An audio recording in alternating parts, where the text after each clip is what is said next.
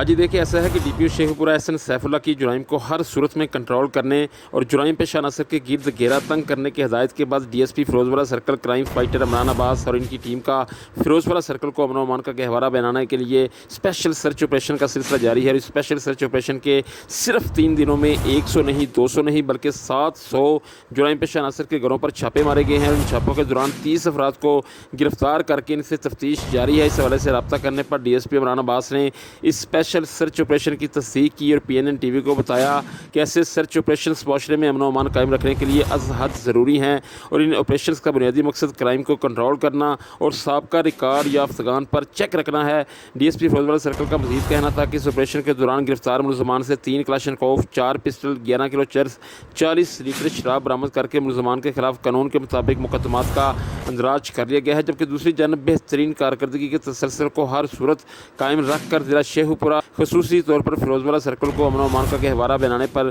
شہریوں نے D P او احسن Saif Ullah, D S پی عمران عباس اور ان کی پوری ٹیم کو بھرپور خراج تحسین پیش کیا ہے اور ان کی مزید کامیابیوں کے لیے اپنی نیک خواہشات کا اظہار کیا ہے۔